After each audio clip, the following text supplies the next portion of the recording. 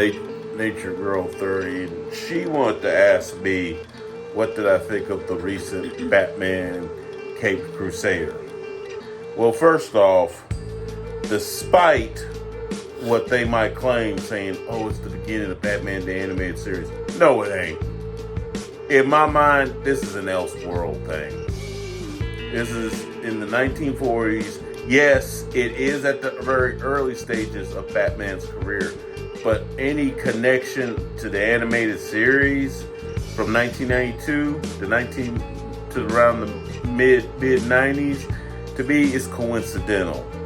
Yeah, it is Batman in the early years, but it is not the same universe. It is not the same universe. That universe does not have a Penguin as a female. It does not have Harley Quinn as a black Asian chick. It does not have Renee Montoya as a plus size chick. It does not have Barbara and Commissioner Gordon black. And they're not trying to put, and even the 1992 series never did this, they're not trying to put today's politics into a 1940s period piece. Now that said, those were the things that I didn't like. And okay, and they made Batman, I mean, even for dark Batman, they made him too mean. And quite frankly, scary in some parts. They made him too mean. On the other hand, I do think that people are nitpicking stuff because all they've ever known really is Batman the Animated Series.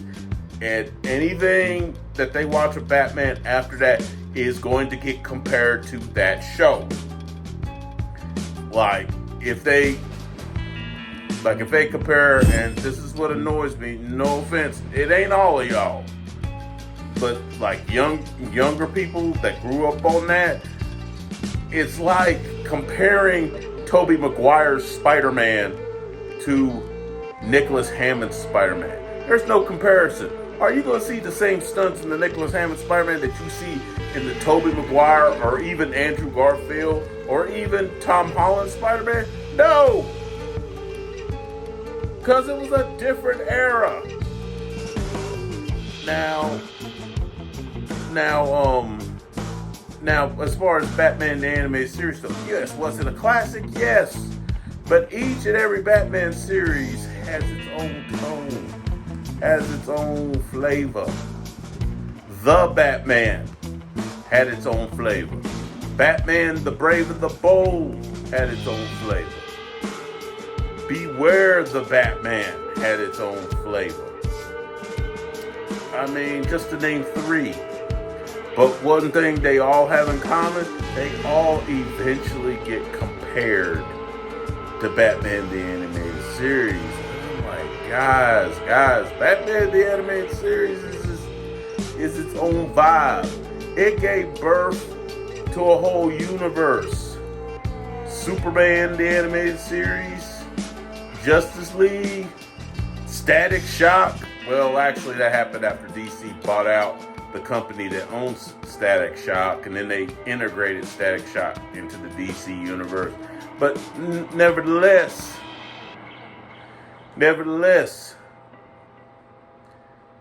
it created its own thing. The Batman is its own universe. So is Batman Brave and the Bold is its own universe.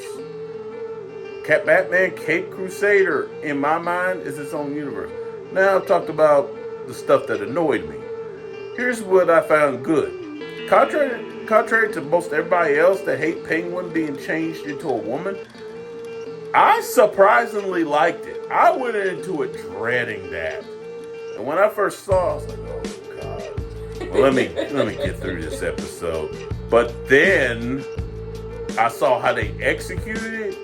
Actually, she might be the scariest of all the versions of the Penguin, including the one from the animated series. She might be the scariest one.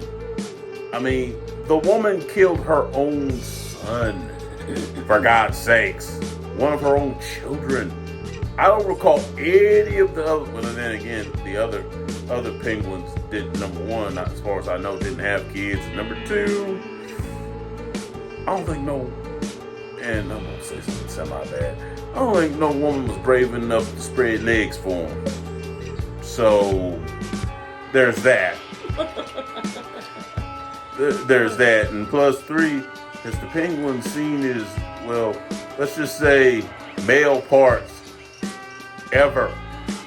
I mean, he probably had to reach under that belly to get him. He probably has to sit down to pee. But anyway, a pair of tweezers. She said that, not me. Anyway, but I actually like the female penguin. And people bash the new Clayface. Let me clear something up.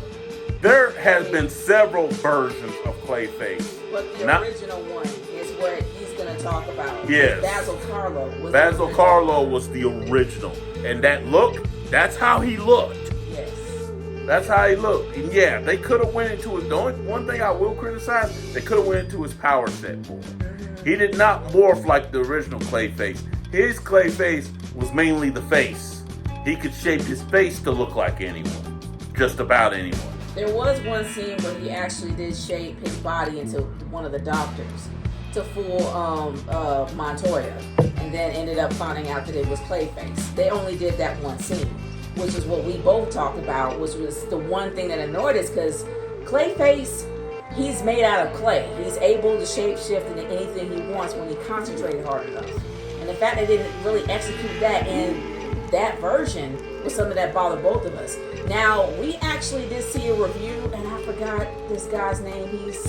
He's been there for a while. He's actually a up-and-coming YouTuber, and I can't remember his name. But I know his first name is CJ.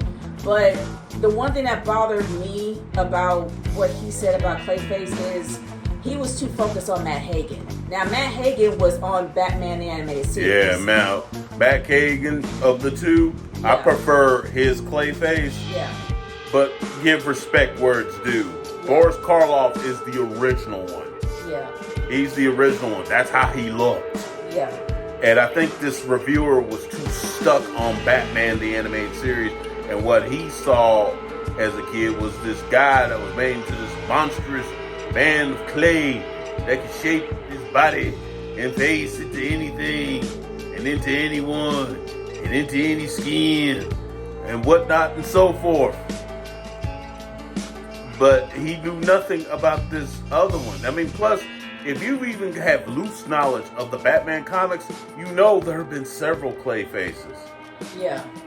Boris Karloff and Matt Hagen are two of the most popular. That's why they are the ones often used. Yeah, Basil was actually in the original comic as Clayface for one of Batman's he was one of the original Clayface villains. But like we both said, a lot of people remember Matt Hagen.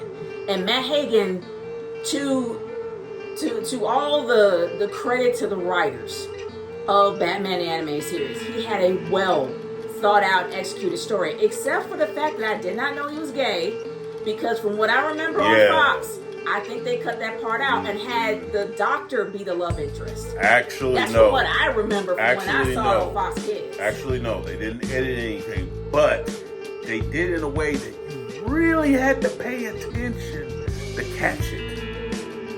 I ain't gonna lie, when I've watched that cartoon several times over the years, I never caught it until Serum Lake did a review of it, and he pointed out, I was like, whoa, yeah, I've never noticed that before. Yeah, because honestly, if you think about it, we were more caught up in the story, because the story was done so well that him being gay wasn't a big deal. I mean, Matt Hagen was a good character, but he was a character that happens to be gay, not that it was kind of circled around. Yeah, and even when they pointed out, it really didn't change my view of the episode. No. It didn't. It just added to it, actually, but see, that's what you do. For those of you that are stuck on representation, that's what you do. This is a guy who was a great, tragic character who just happened to be gay. Right. Who just happened to not make circling it around the fact that he's gay. And I'm just going to give a brief example. Batwoman. When I saw, I think it was Bad Blood. Yeah. When I saw Bad Blood, it was actually done very well. She happens to be a lesbian, but it wasn't circled around her being a lesbian. She had a very supportive father. She was a part of the Bat family. It was mostly focused on what she could do and what she contributed to the Bat family instead of it circling around her being a lesbian. It was a well-told story. She's a well-thought-out character, and they represented her very well without pushing her sexual preference in front of everybody. And with Matt Hagen, it was subtle. You really didn't think about it unless you just remember that from all the characters that had girlfriends or wives, and they always grabbed their arms in that certain way, then it will click like, okay, maybe they're a couple. I didn't know at the time. As a kid, it was just such a good story. So I really didn't focus on it. But the fact is that the one thing that bothered me, and we talked about this, is that people don't focus on just one thing. And I know that we're like gatekeeping everything because they're pretty much just shooting it to all hell. And I understand why fans are gatekeeping. Yeah, there are some parts. There are some parts of this show that does deserve to be shot to all hell. Yeah, but when it comes to Clayface, to be honest with you, he was the original one. Basil Karlo was the original one, not Matt Hagen. Matt Hagen actually was another version of Clayface in the animated series. But even though his story was done better than Karlo's, and honestly, Karlo's was probably done better in the comics than it was on this show, he still wasn't a trash character. It's just they didn't really execute what his powers were. And that was the one thing that bothered both of us. Well, not really speaking for you. Yeah. And now another thing that was done, another character, Catwoman. Selena Kyle. Now, I do appreciate the touch with the original costume. I do appreciate that nod. But her characterization as some spoiled brat who stole when she needed money. I don't know. This was not Selena Kyle. I mean, I respect different versions and different takes when they're done well. This one, I don't know. It felt like low-hanging fruit. Almost low-hanging fruit to the point where I was like, can we get patience from Halle Berry's Catwoman? No, seriously, that version was done better than this version of Selena Kyle. Batman animated series version did it better. Heck, Batman Brave and the Bold Catwoman was better. I thought Michelle Pfeiffer did it better as a Catwoman. Well, I'm just saying, this is how much the one off of Cape Crusader sucked. I can't fully agree with that. I do like her classic attire. That's what she had. Yeah, that part I did like. Now, with Selena Kyle, and this is just my own personal opinion, I don't fully know her background. I never really fully knew her background. But the fact that they made her a rich girl to where her dad embezzled money and everything is frozen, and she's pretty much trying to live the same lifestyle she had when she was with her father, since her father didn't leave her anything, that doesn't mind me. I mean, that doesn't really bother me that much. And the fact that she's completely shallow, very narcissistic, and has a strange fetish for cats, I don't mind it so much. The only thing that makes it a bit bland is the lack of love story or love interest between her and Batman. It seems like Batman really just does not like her. Like, he honestly can't be bothered with her. He's not even intrigued. He's not even turned on. And I'm just I'm like, oh. I mean, every verse of, of course, I'm gonna say Batman, but even in Batman Brave and the Bold, in every version where Catwoman and Batman were in some movies, including even the old Adam West one, there was always some kind of sexual tension between Batman and Catwoman. Not just sexual tension. It was more of a very complicated relationship. They were somewhat the yin of their yang, except the fact that Catwoman was a klepto and she would never stop stealing was kind of went against what Bruce Wayne stood for, or him as Batman stood for. But that lack of tension, that lack of chemistry is what bugged me a little bit. It's not so much Catwoman as a character. They got her right, in my opinion. But it's just the lack of chemistry between her and Batman. There's like nothing there. And it just seems like you're wasting my time. And I'm just like, you're not turned on by her? Like, you're not. That's just. I'm just going to say something blunt here. In this version of Batman, we know he's basically Caped Crusader, basically the Dark Knight. This Batman in Caped Crusader, this Batman is an asshole. Yeah. I'll just go ahead and say it. And what I mean by that, even the Kevin Conroy version, you know, as he got older, he got more grumpier and mean. Even that version wasn't as mean as this one. But if you think about it, the Kevin Conroy version, like, we know that in Batman Beyond, it was just him. So Alfred was long gone. And and all the Bat family was long gone. So he probably got bitter since then. And it makes sense from Batman the Animated Series to Batman Beyond. Yeah, but this Batman was a complete tool from day one. Whereas the Kevin Conroy one got like that over time. Yeah, because honestly, there was really no reason for him to treat Alfred the way he did. And Alfred was there since day one. He was there when his parents got murdered. And you would honestly think that he would care a lot about him since that's his family. And from what we remember, I'm not going to say the comics. I have not read a Batman comic. But I will say from the animated series, Batman Brave and the Bold, he's always had respect for Alfred. Alfred has always been his go-to guy, his second dad. It was terrible to see how he treated him. And have you watched The Batman? Yeah, we watched it together. No, not the movie. The animated show, The Batman, from like 2004 or somewhere in there. I don't think so. Well, let me tell you, The Batman, which is on HBO Max, if you have a subscription to it, The Batman was probably the best showing of the relationship between Batman and Alfred. Even a little bit better than Batman the Animated Series. That's the one thing I haven't seen yet. But there was more of a family bond between them. That's the one thing that I knew and remember. There was a family bond between them. And that's something you could never think could be broken. And also, I'm going to go into Alfred. Why the hell did they make him fat?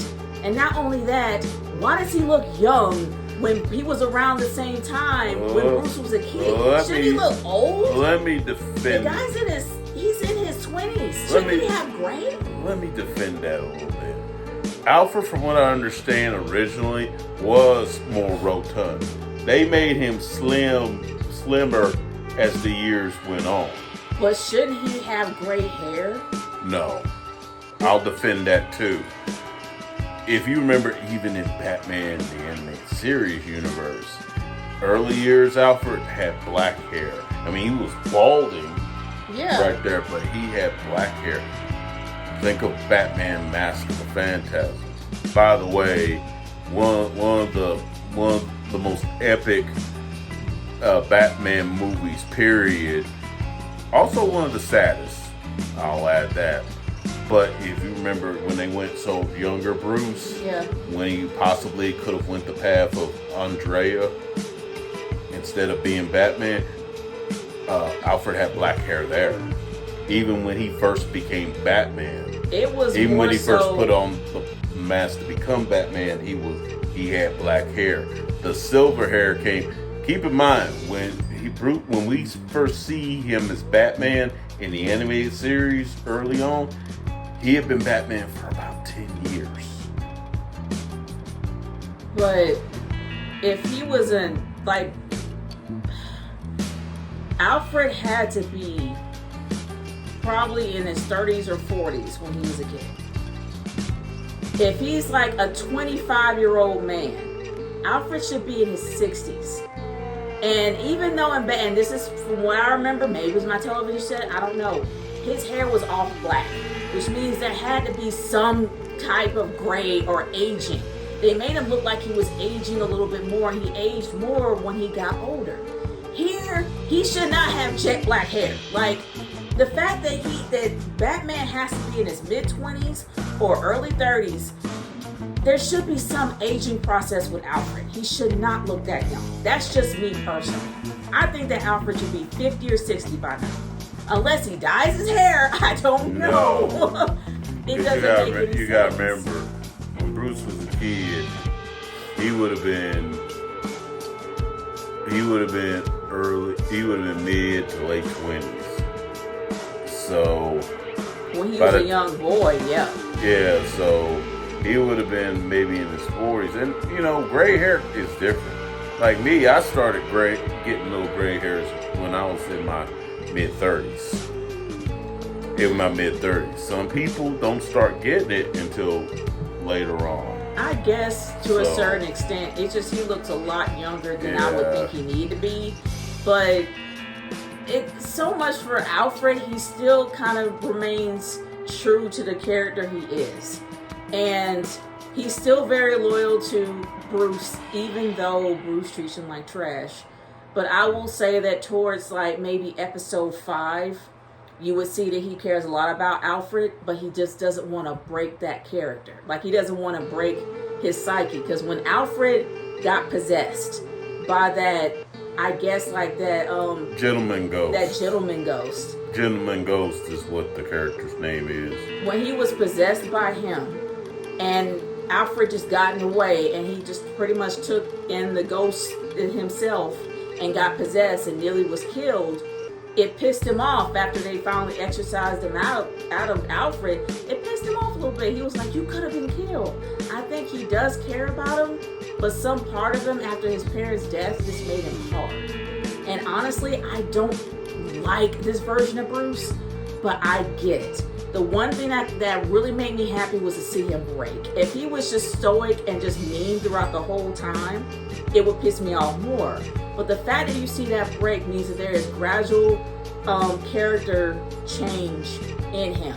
There's probably going to be a huge arc for him leading up to Batman the Animated Series. Hence why we saw him standing on top of that building, just like the intro to Batman the Animated Series. It's leading to that. So in a way, seeing a bit of a break in his character and seeing how he is definitely starting to warm up and just kind of be a little bit more relaxed around Alfred, I mean, I'm fine with that. I still think he's an asshole, though. But still, at least we saw a bit of a break. I'm just saying. I guess that's my positive take on it. Yeah. And now, moving on to another one of the changes. We're in 1940s era. And yet, we see Barbara Gordon as a prosecutor and Commissioner Gordon as, of course, Commissioner Jim Gordon. And they're both black. And I was like, God, ain't this some boo? And the rest. I'm like, this is, no. In the 1940s, no. You ain't gonna see no black. I mean, wasn't they that didn't like the height of racism at the time? Yeah, that's gonna be. You didn't see that until like the 1950s or something. Like, seriously. Yeah, and Barbara Gordon being black and a woman to boot, holding a position like that. No, with red hair, no less.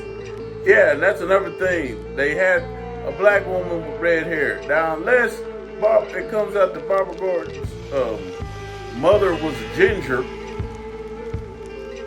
Which is what I'm predicting. Yeah, unless it comes out as that makes no sense. None at all. whatsoever. At all. Now, I have heard of black people in Africa who have this special gene or gene defect, and there actually is evidence of this, who are born with blonde hair and blue eyes. No, seriously, look it up. There have been that, but I ain't never seen no black person born with red hair, unless one of the parents was a ginger, meaning one of the parents was white and had red hair.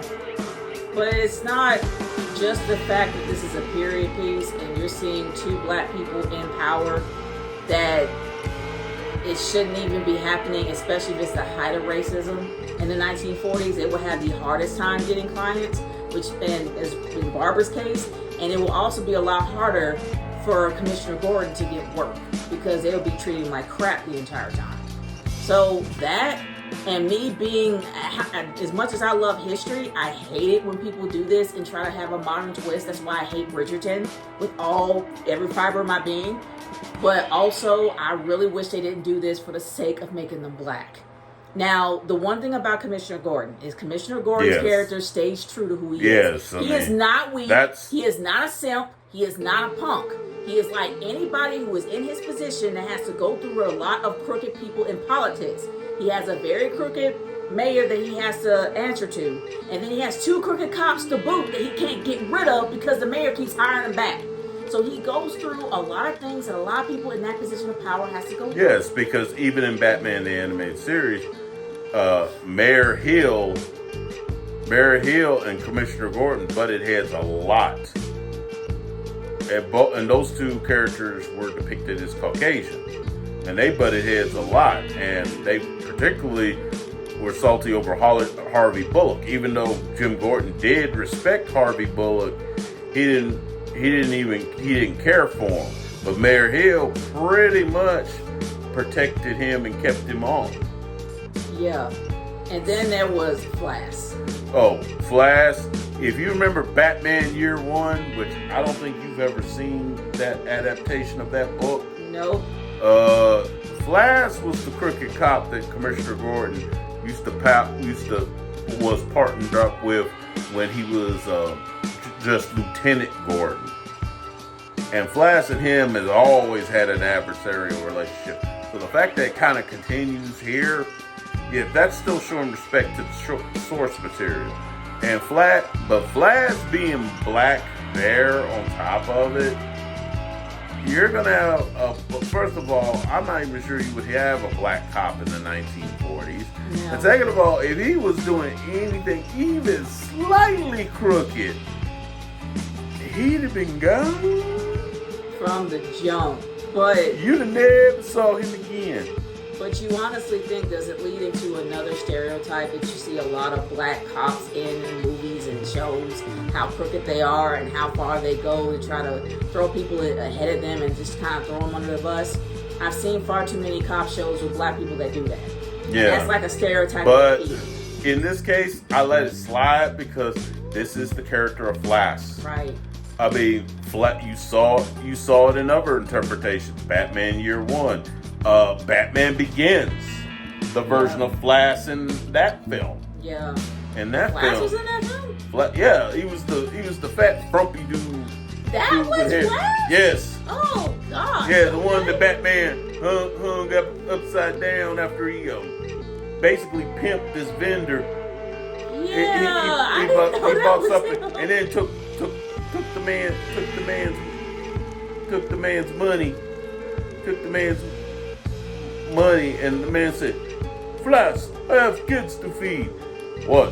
They don't like the waffle, and he just walked off strutting away. And then the Batman hung him upside down, and Christian Bale grabbed him by the head, and for the first time did pretty much the Batman voice. He was like, "Where was the other drugs going?" I did not know that was Yeah, Flash. that was Flash. But no, I will say this. I was like, they made Flash black? But that was the character. Yeah. So even though I looked a little sideways at him being black, I was like, well, you know what? They kept his character the same. They didn't stereotype Flash. No, they Flash. didn't. So They didn't. I left it be. Yeah, we can probably let that slide. And also with Bullock, pretty much across the board, they kind of kept him the way he is. Mm-hmm. Except in Batman the Animated Series, the guy was more of a zealot towards getting rid of all vigilantes. Like, he absolutely hated Batman because he was a vigilante. In this case, Bullock is kind of a misguided cop that just wants to get some type of recognition and teamed up with Flash just to try to get some notoriety. But the problem is that Flash keeps throwing him under the bus. Yes. All the time. He gets disrespect. You want to talk about disrespect. Disrespected all through. It's to the point I was like, you made this character. Oh, I know some people like, oh, they're trying to say white men are bad, but I'm like, no, I just saw it as you sure not Flash. You sure Bullock's supposed to be white? Was he originally supposed to be black and the person drew the wrong color or something? Because he got this. I don't want to sound like Eddie Griffin. No relation, by the way. I don't want to sound like Eddie Griffin. He got disrespected like a certain N-word. I mean, good grief. Yeah, but from across the board in every single Batman cartoon, animation, even movie, and even you can probably say comic maybe. Bullock across the board has been insulted and disrespected in every single freaking but he's kind of a butthole anyway. He is a butthole, but honestly, he really does want to get some type of respect somehow. And they stayed true to his character. And they kept him white. And it might be for different reasons. It might be for the fact that they're making white people look like buffoons. And in the case, they might be. Because what they did with Batman, and this is the one thing I am going to say good about his character, is that they went the Batman route. That was a beautiful disaster of a movie. Yeah. They went that route by making him a detective. And that's the one thing we don't see a lot of. In Batman the animated series, we rarely, and it's maybe some occasions, not always in every episode, we do not see his detective side. We see his physical side, we see his stealth side, we see his tech, but we don't see a lot of him being an actual detective. That's the one thing I appreciate about this series, is that they're bringing that back. And you saw it. Let me just briefly mention Batman the Animated Series. You saw his detective side more so in the early episodes of that show than you did later on. Yeah, and it wasn't a lot of them. I'm not gonna say they didn't do it at all. They actually did. It's just it wasn't frequent. And the fact that they brought this back and making it as classic as they can, and I feel like that's what they're doing. They're going back to the classic style. I like seeing that version of him. But honestly, the fact that he was pretty much trailing the coattails of Montoya the whole time bothered me. Because Batman is probably, Bruce Wayne is one of the most intelligent men in the world. And Batman is known as the detective. Like, he is the smartest man that can figure stuff out before the next person. So him trailing on the coattails of Montoya and getting answers when she gets it first kind of bothers me, because it takes the focus away from what Batman can actually do. Yeah. The only reason I will give it a slide somewhat is because this is early on in Batman's career. Yeah. If this was he was further on and this was happening, then I would have a big problem with it. But this was early on Batman. But with him being an intelligent guy, and knowing that he's an intelligent guy, he wouldn't really need help from anybody else to figure it out. But I do think that they're going the route of the Christopher Nolan movies, and they're making this version more like Christian Bale, because Christian Bale's version of Bruce Wayne was very, what can I say? He's more of a yuppie. Like somebody straight from the 80s that has like a lot of money, an affluent individual that doesn't care about much but making more money.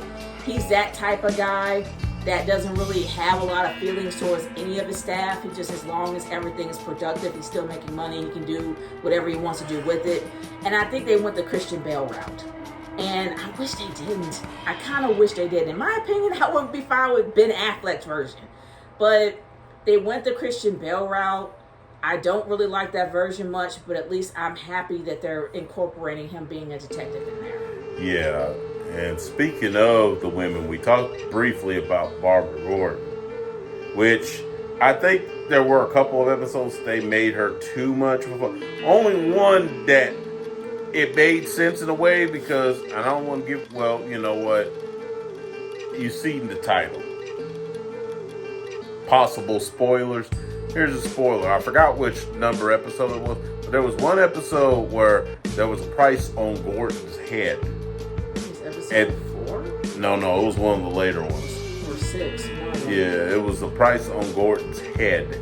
And everyone assumed that it was Commissioner Gordon, but in a twist, we find out that it's actually Barbara Gordon that has there because of some client that got sent up the river not by her. It was a client she was defending. She was actually defending him. And she gave him the best. She gave him the best she could give him because he still was serving time, but he was serving time in a prison he didn't want to be in. So he put a hit out on her. And honestly, do I think there was far too much focus on Barbara Gordon? Yeah, there was far too much focus on her. Barbara Gordon is a secondary character. She was best as a secondary character. She was interesting by not only being a part of the Bat family, she was also interested in being the daughter of Mr. Gordon. But I will say this, the one thing that Batman the Animated Series didn't do well with her is that they just made her a simple college student. Nothing more, nothing less. And a possible creepy love interest with Batman, which is what everybody's trying to forget. But at least I can say here that they gave her some substance. She's actually a lawyer. She is fighting crime, but fighting in her own terms. Yeah. The only issue that I don't like is the fact they put too much focus on her and not Batman. They made Batman a secondary character in his own show. Yeah, at least for those episodes anyway. It was about at least 4 or 5 that had too much emphasis with her in it. And the same exact thing with Harley Quinn. Harleen Quinzel. I hate her. I hate her with every fiber of my being. Why? Because she was not necessary to be in this series at all. She was only created for Batman the Animated Series. She was not part of the original lore. And she was there to be a counterpart or to be an assistant, or in other words, a side piece for the Joker. And the fact that they changed her to be fat, biracial, I had no idea she was black too. She's black and Asian, she is fat, and also the fact that she has a Harlequin suit makes no sense because she has no ties to the Joker. And they never explain why she does what she does. Why does she punish rich guys? Why does she force them to give money to women's causes? What is the point of all this? They never explained. Her character being there is not necessary. Out of all the ones where they try to put modern politics into a 1940s piece, that one was the most blatant in my opinion.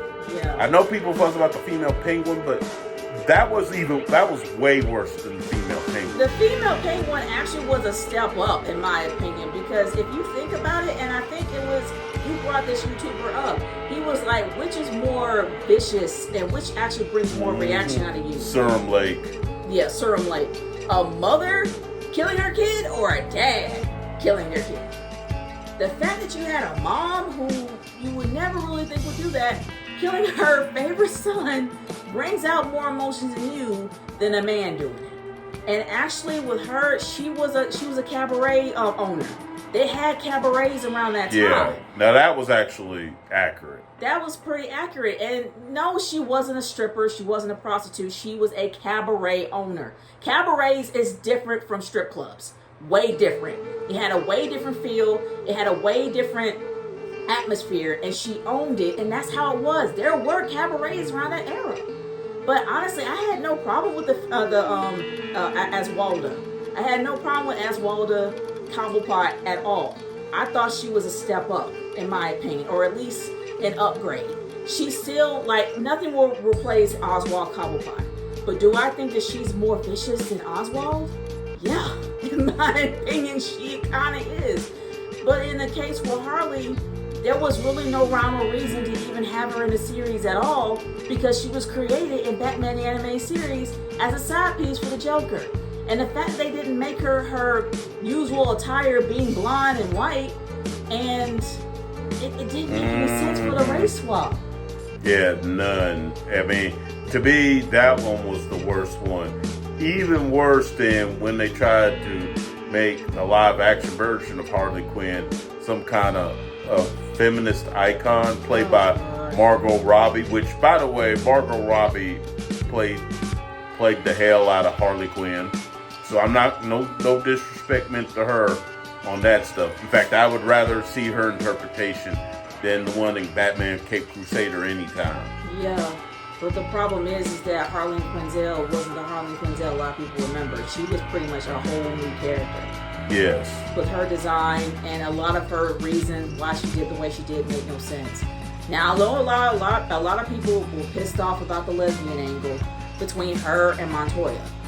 In my opinion, if it was built up, because I don't. Yes, that's the problem. Problem with that. That was the big problem. It wasn't built up because it's pretty much out there that Harley Quinzel plays for both teams. Yeah. And it's already been established Renee Montoya is a lesbian. Yeah. So that's not really the biggest problem. The problem is that it felt rushed. There really was not much of a relationship build up at all between Harleen and Renee Montoya. And the fact that they kissed on their first date, I'm like, shouldn't that be a build up to that? Shouldn't the relationship go beyond a few dates or something like that? And maybe she'll have this whole sinister part of her, building up to that. I don't want to say climax because I can't change it. I won't be able to fix it. But you know what I'm talking about. Building on up to that climax. I can't fix it. You know what I mean. But building on up to that point, it should be a satisfying approach to see Montoya discover that dark side and then make a decision from there. But I felt like it was rushed. I felt like that they could have done a little bit more with it, but they didn't do it. And honestly, they gave her the Harlequin suit because nobody could recognize her as Harleen Quinzel. But if you knew that, you should have kept her original look so people would know who she is. But they chose to change it for reasons. And seeing how J.J. Abrams is the executive producer, I'm not shocked at all. Yeah. Now, let's get to the biggest one, which the biggest missed opportunity, in my opinion.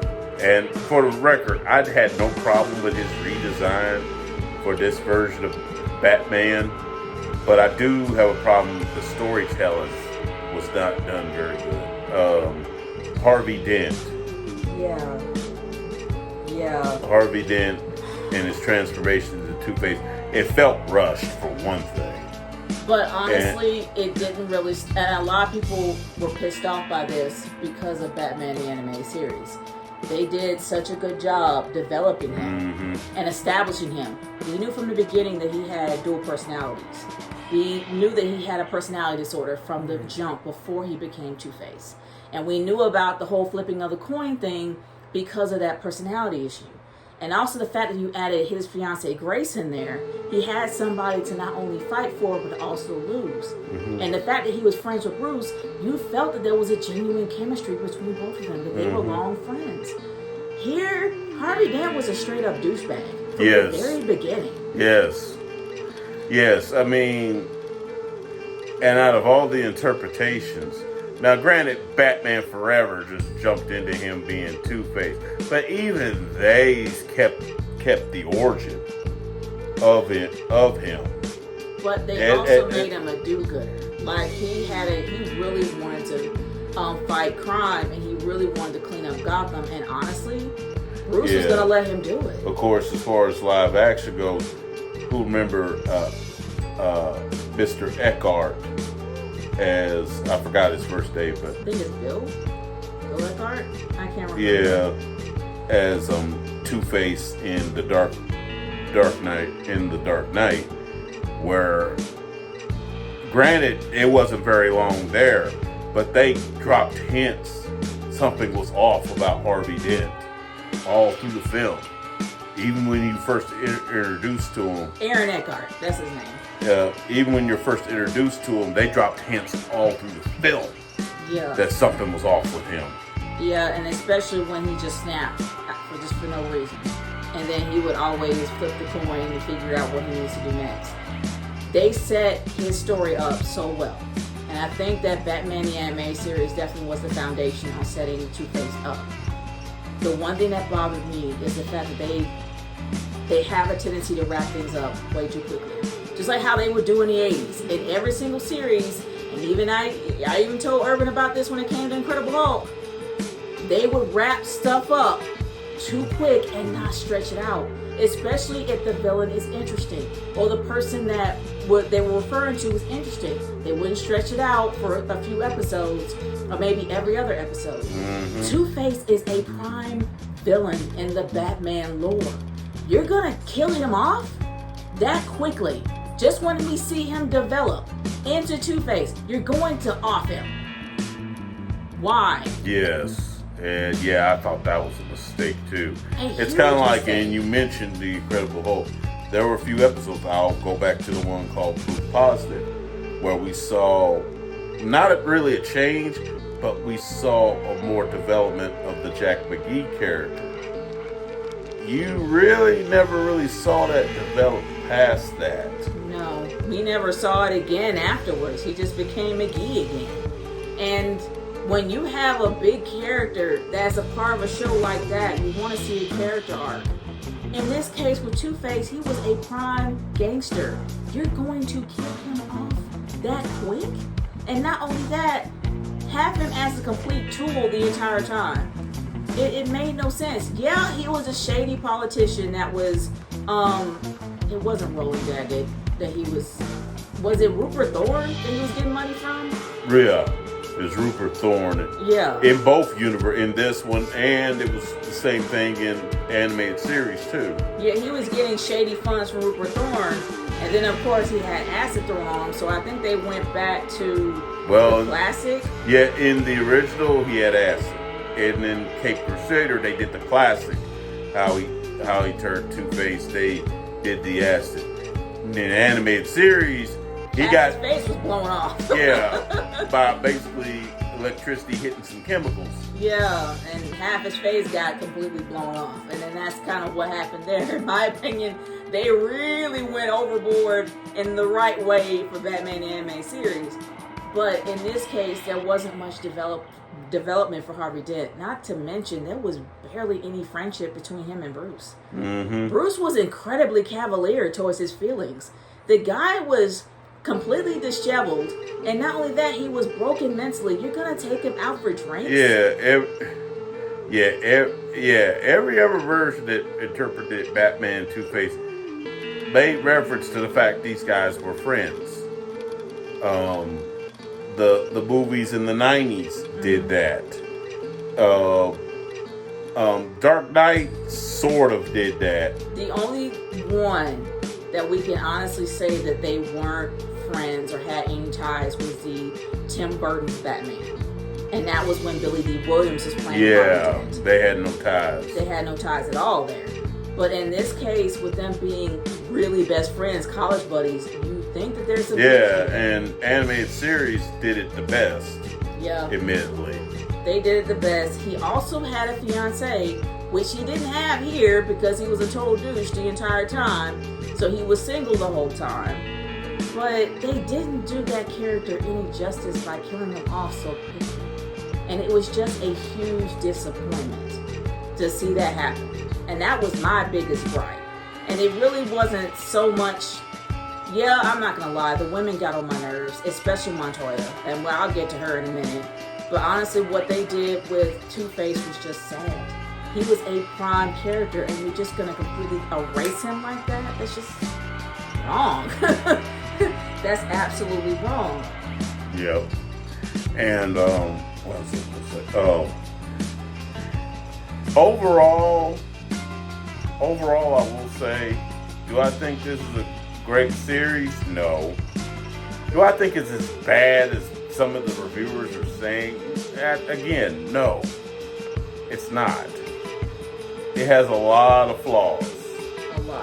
A lot of flaws. But there are some good moments in it, too. Before you wrap it up, I will say this, and a lot of fans have said this about Batman anime series. They wanted to know more about Renee Montoya. The fact that she was actually teamed up with Bullock in a lot of episodes, we want to learn more about her and not just Bullock and Commissioner Gordon. That was something that everybody did ask for. And here, there's too much emphasis on her. And also the fact that she's fat, why? What was the point of making her fat? And not only that, what was the point of making her pretty much she goes from door to door finding information because she's a detective. I get it. But what's the point of having her in the forefront in every single episode. What does that do? The one thing that made the Batman Rogues Gallery, whether it's the villains or whether it's the secondary characters, made them interesting is how they worked with Batman. Them collaborating, not one being ahead of the other. That's where they went wrong with her. That's what that they went wrong with most of the female characters because they put them ahead of everyone else. They didn't collaborate with anyone else, and that's what makes them not interesting at all. But is this a terrible show? No, it's not. And I know a lot of people are hating on it because any type of woke thing they're gonna see, they're gonna automatically trash it and say it's garbage and not really give it a chance. Is this woke as hell? Yes, it is. But some of the characters really stay true to the comics, as well as some of the Batman the Animated Series. You may not like it because it's not exactly Batman the Animated Series, and it's not an extension. It's far from it. But they stayed true to the source material for some of them. The only one they messed up was Harley, because Harley didn't deserve to be there. She was created for Batman the Animated Series as a counterpart for the Joker. But now the Joker, he is in this, and unfortunately I hate his design. And we actually saw a little snippet of it towards the end of the series, and it's hideous. But he has absolutely no ties to Harley. So what they're going to do with him, I don't know. But they are talking about making him into, I guess, the Killing Joke's character. What is his name? Fleck? Arthur Fleck. Arthur Fleck. I would not be shocked if they're actually going to take that angle and make him into Arthur Fleck and try to give him a backstory. I pray that they don't, because the one thing that made the Joker interesting was that the fact he didn't have an origin story. But I think that's what they're going to try to do here. That's just my theory. But other than that, overall, the show really isn't that bad. Yeah, it's mid. It's mid. It's meh. It's mid. It's not the greatest, but it's far from the worst show out there. Yeah, it is far from it. It's not as bad as what people say it is. And I know that it's trendy to hate on this stuff with a little bit of wokeness in there. But if it's to the point where it stays true to the source material, which is what every fan wants, nobody deserves to slam it. You gotta be honest with yourself. Are they staying close to the source material? They are, for some of them. So I think people should give this a chance. But if it's not your cup of tea, you know, that's up to you. Well, that's really all I got to say. And, well, getting ready to review some more stuff. So, might be back with some more videos in a few days. So, if you like what I do or like what we do, go ahead, comment down in the comment section, subscribe, and throw in your own opinions if you want to concerning Batman Cape Crusader. Anyway, that's all I got to say. How about it?